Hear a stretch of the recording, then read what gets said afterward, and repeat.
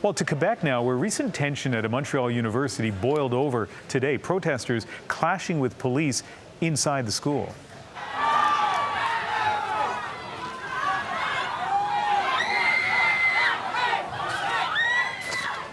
22 students were arrested at UQAM after police were called by the university's administration. Caught in the middle, the professors who tried to negotiate.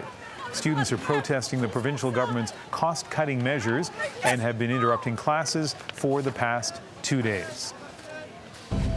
The CBC's Nancy Wood is watching this story for us, and she joins us from our Montreal studio. And Nancy, we've talked to you in the past about the big student marches and the protest in Montreal, but what's going on at UQAM specifically?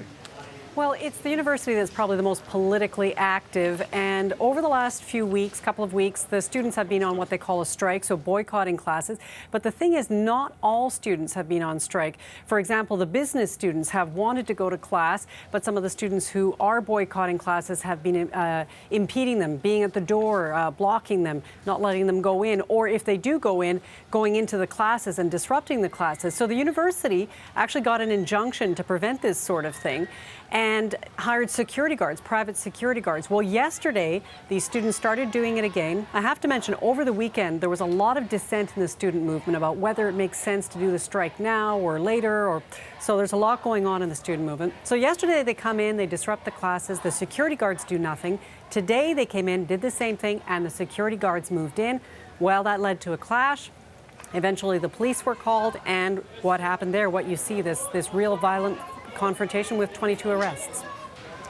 And Nancy, where do things go from here? Well, things go from here. First of all, some of them may be expelled, the people who were arrested. The rector said that today. He's going to look at it on a case-by-case basis. There will be student associations voting on whether or not to continue their boycott of classes. Also, the university says there will be no extension of the term. So if you don't get all the work done, you're just going to fail your term. And the rector also said, also we're expecting protests, more protests tonight to continue, and probably things will not be settled down tomorrow. This is a tense time for university students everywhere, even without these protests, so it'll be especially tough at UQAM for sure. Thanks, Nancy. Yeah, you're welcome.